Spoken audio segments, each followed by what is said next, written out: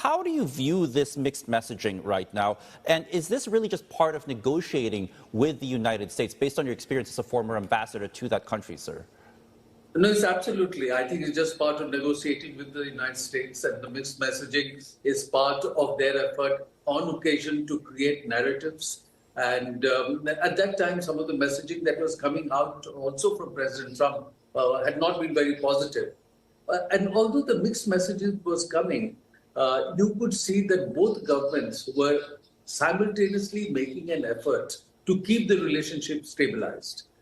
For example, the 2+2 meeting of foreign and defense ministries of the two countries at the mid-official level, that had continued. And the US has a 2+2 process with very few countries, and India similarly has with very few countries. Similarly, the intersessional defense policy dialogue, that had continued. All the functional level meetings of the Quad, which involves US, India, Japan, and Australia, they had continued. A major army exercise between India and the United States was held in Alaska at the same time. So there was an effort from both sides that keep the relationship stabilized, keep the various areas of cooperation going, even as some of the differences are being worked upon. And I think that's based on the fact that for India, certainly India, US is an important partner. It's the largest trading partner, largest investment partner. At 5.4 billion, the largest single country presence of Indian origin diaspora. But for the US also, India remains an important partner. And you referred, for example, to the possibility of some kind of a trade agreement being worked out between US and China. The US president likely to talk to President Xi on Friday. They could have a meeting in a couple of months or even earlier. But despite that, US still believes that their main economic, technological and military rival is China, and China is the only country with the intent and capability to replace the US in the international system. So as they deal with the technological competition with China, they believe that India's tech industry, India's digital industry will remain an important partner for the US to maintain its global leadership in innovation. Just as one example, today there are 1,800 global capability centers in India, doing cutting-edge R&D and technology development work, among other support for the global operations of multinational companies. 50% of global capability centers worldwide are based in India. 60% of those based in India belong to US multinational companies, and they are enabling them to maintain their global lead in various areas. So I think given that both countries recognize that there is a convergence of interest in keeping the relationship stabilized and consolidated, and I think that's why the US is now walking back from some of the provocative language that was coming from there. Because if you saw the Indian response, the effort was to be restrained, not to provoke, not to escalate, but remain firm on what are your red lines. And I think eventually the US has started turning around. Right. Ambassador Singh, you mentioned the Quad earlier on with regards to, as a way to highlight the importance the important U.S.-India interrelations, actually. Do you think that the meeting in India is going to go through? Because there were expectations that President Trump would visit India for that Quad. Do you think this is back firmly in place? We'll have to see, because it was too early to schedule summit-level meetings.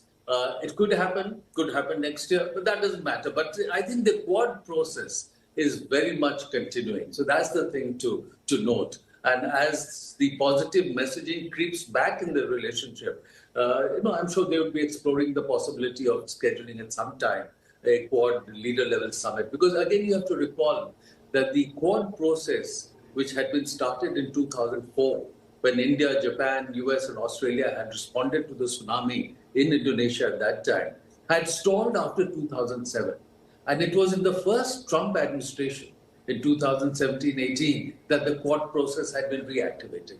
So Trump himself and his administration have been very invested in the Quad process. So we have to see how they schedule the summit level meeting. Yeah, you mentioned a while ago that the U.S. and India are aware now, or at least even more aware now, of how important maintaining those ties are, keeping it from eroding, actually. And again, this points to geopolitics and domestic politics. One of your peers, former Ambassador Mohan Kumar, spoke to us the other day and said that the trade talks are not driven by economics now, but more by geopolitics and also domestic politics. Do you think this is indicative of that it's not so much about trade and economics and tariff measures, but actually geopolitical currents and trying to maintain them or perhaps redirect them towards one side's interests?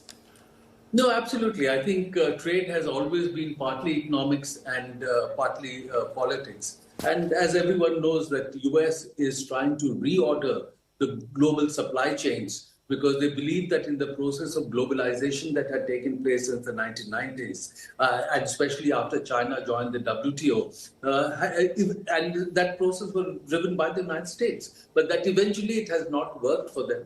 Manufacturing has been sucked away from the US.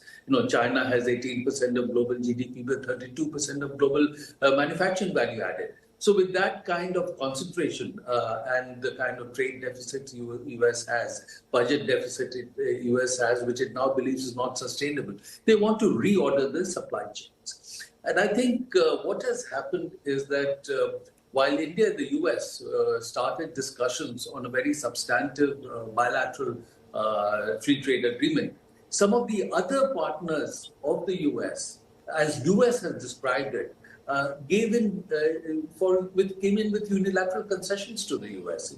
US claims that Indonesia and Vietnam completely opened up their markets, and still US imposed 19% tariffs on them. They claim that Japan promised to invest $550 billion in the United States, and still US would impose 15% tariff. And they said it was the United States who will decide where the Japanese investments would be put in what sectors. And then after some time, 90% of the profit generated from that would be retained in the United States. And similarly, if you looked at the agreement they did with the EU, they said EU has committed to buy $750 billion worth of energy from the US and invest $600 billion in the US, and yet 15% tariffs on them. So he was projecting that he was getting unilateral benefits from his partners, still imposing tariffs, not giving any concessions. And by contrast, the India-US agreement that had been worked out was seen by many from the reports that came out in the public domain as a balanced agreement with gains for both sides. So I don't think they were in a position to claim unilateral concessions by India, and that may have complicated the process in July, August. So certainly there is a certain amount of economics, there's a certain amount of politics, because President Trump is trying to project to his base that he's bringing jobs and manufacturing by the US. And we have to deal with that particular political challenge.